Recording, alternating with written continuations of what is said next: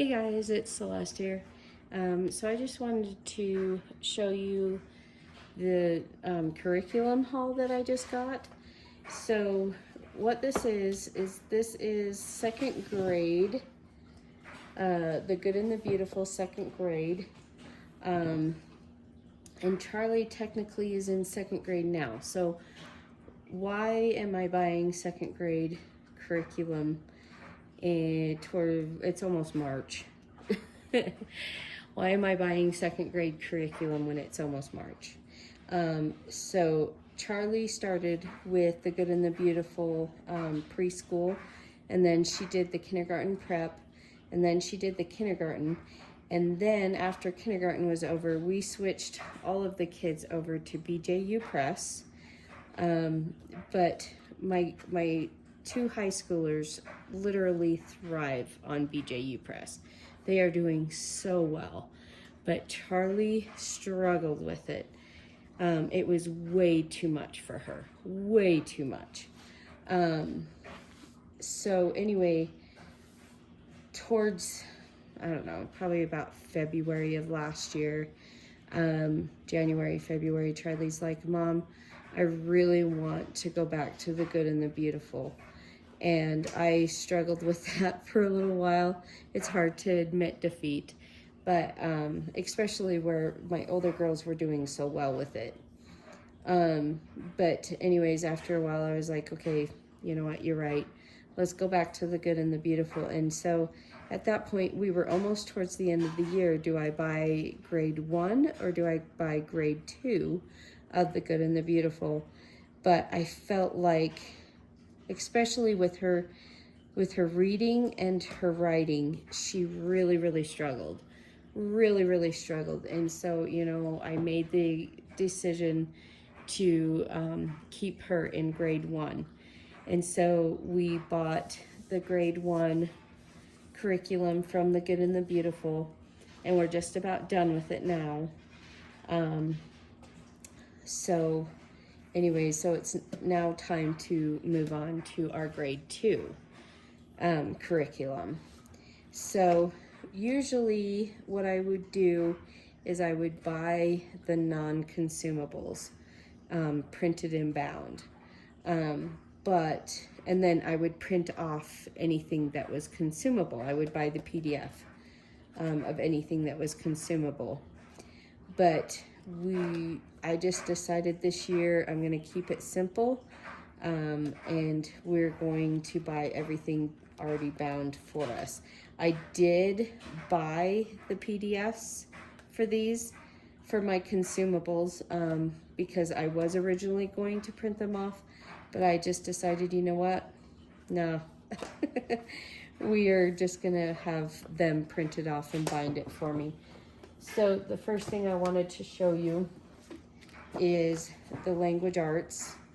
Make sure I'm still in view here. So here's the language arts. I'm not gonna flip page per page, but this is very common.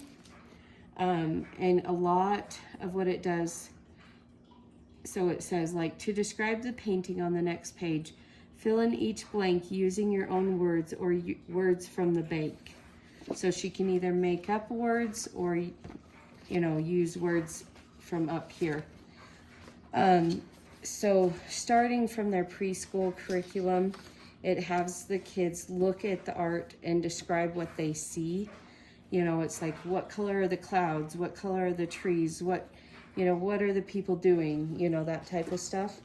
That is very, I don't know, common for the Good and the Beautiful. Like I said, I'm not flipping page per page, but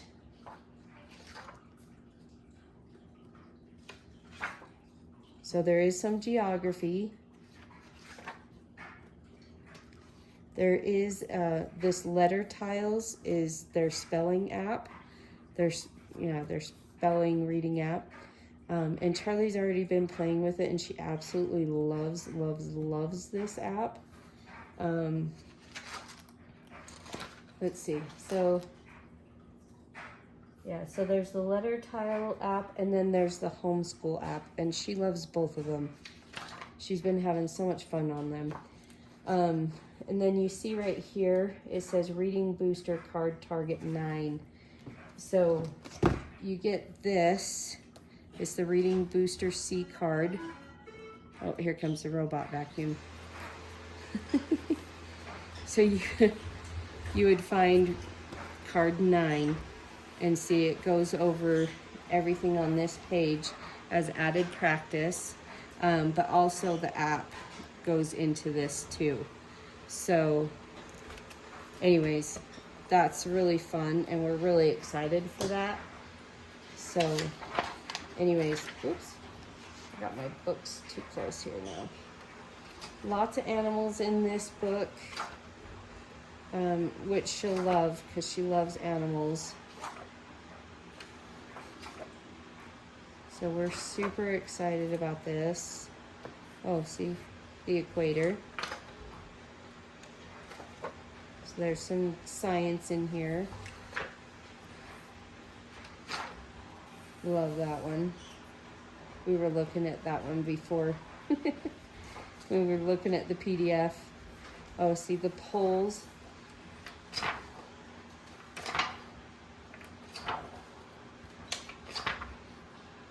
So it's gonna get more complicated than what she's used to, but in my experience with The Good and the Beautiful is it gently introduces new topics, and then it goes back to topics she's already comfortable with, and then the next time it will, add to it, or it'll gently bring up a new topic and then come back to the one that you first discussed a couple lessons down the road. But it's, I love it because it's repetition. Like, it just randomly will pop up, so you never know when it's going to pop up, but it's also repeating it over and over and over again. So, oh, here's your artist study. So Edward Mitchell Bannister. Oh, look how beautiful that one is. I like that one. I don't know if you can see it. That is so pretty. So anyways, we love The Good and the Beautiful Language Arts, and they've made some improvements since we started with them 4 years ago, but they've all been good. So this is a new feature with The Good and the Beautiful, is the nature readers. This is part of her language arts, but it's got a lot of science stuff in here. We had this last year and she absolutely loved it.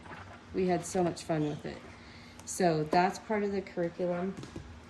And then she has these 2 books that she'll read before the end of the year: Wesley and the Wolves, Molly and the Falcon. And then our favorite part of The Good and the Beautiful Language Arts is their handwriting. It incorporates a lot of art into it, which we love. So it gives her the opportunity to create the art herself. So it's like color the animal and then draw a scene around it.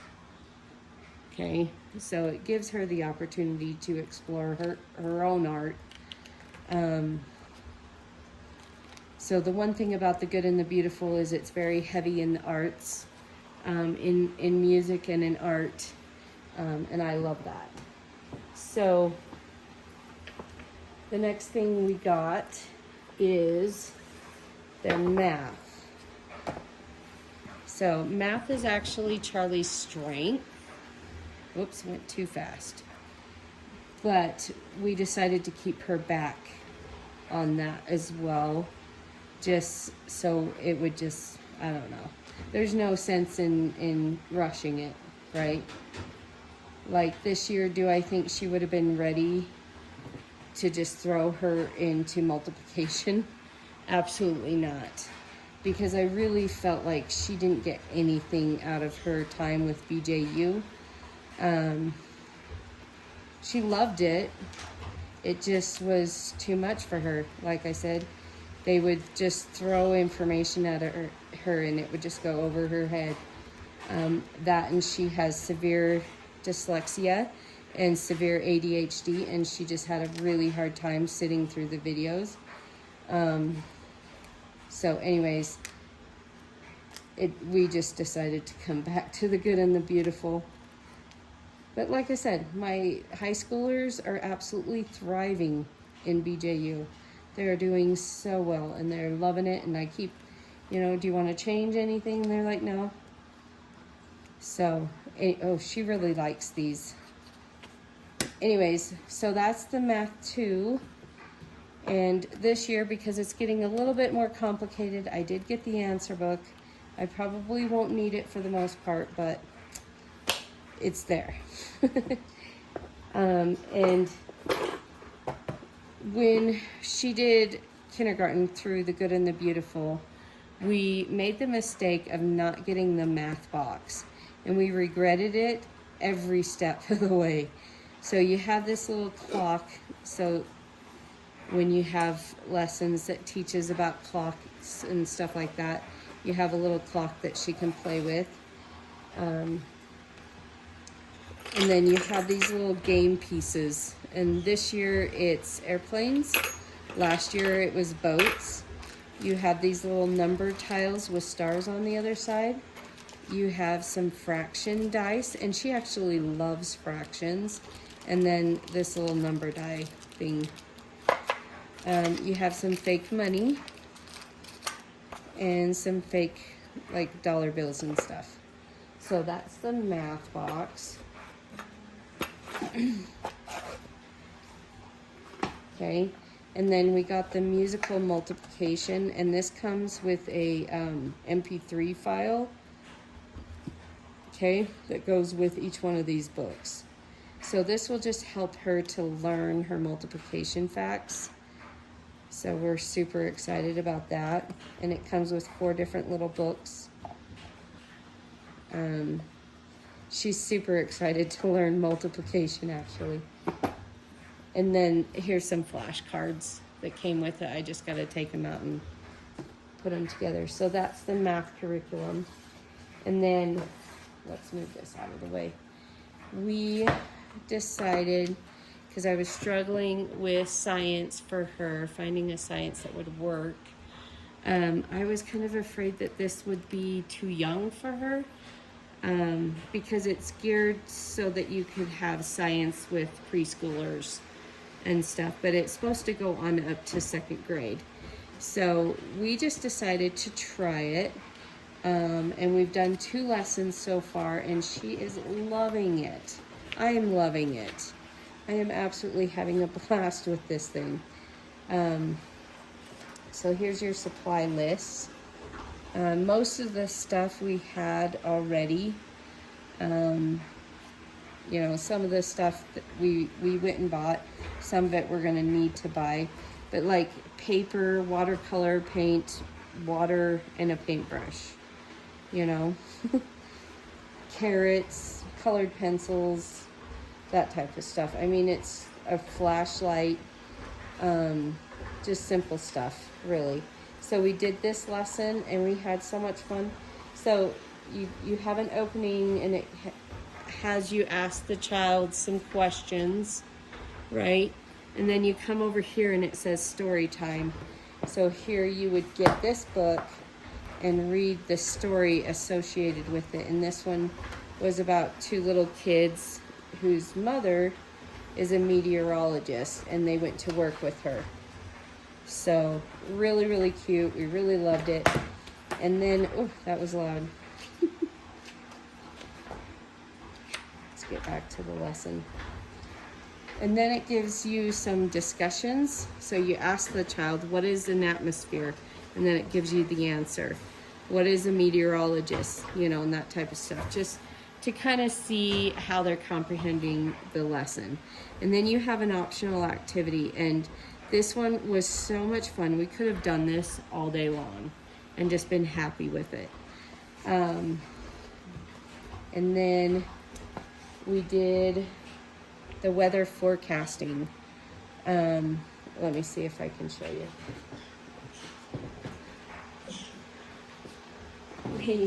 we made this little, what is it called? Barometer. I think that's what it's called. Yeah, it's a barometer. So the air pressure makes the straw go up or down. And then you just make a little chart, and it's taped up against the wall over here, so I can't show it to you. And wherever the straw is pointing will tell you if it's going to be warm that day or stormy.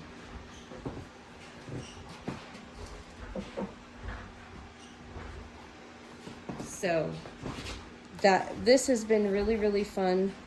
She's thoroughly enjoyed it. Honestly, I feel like you could do this with any elementary aged kid. Maybe not like 4th or 5th grade, but yeah, I think even a 4th or 5th grader would still have fun with it. Especially with the experiments being so hands-on but simple, and not overwhelming. For history, right now we will listen to a story from The Well-Educated Heart from her My American Storybook. And Charlie will just draw pictures about what she's hearing, if that makes sense. So, or if she can, she'll write what she can, but because she still struggles with her handwriting and stuff like that, sometimes it's easier for her to just draw the picture, and that's perfectly fine with me. But that's what we're doing right now, and it's worked out really well. She also is involved in gymnastics. She's involved in rodeo. She does writing lessons. And then we do story time once a week at our library. So anyways, that's what we're doing, and we really, really love The Good and the Beautiful. And if you are somebody who's looking into homeschool, this is the curriculum that I always point new people to.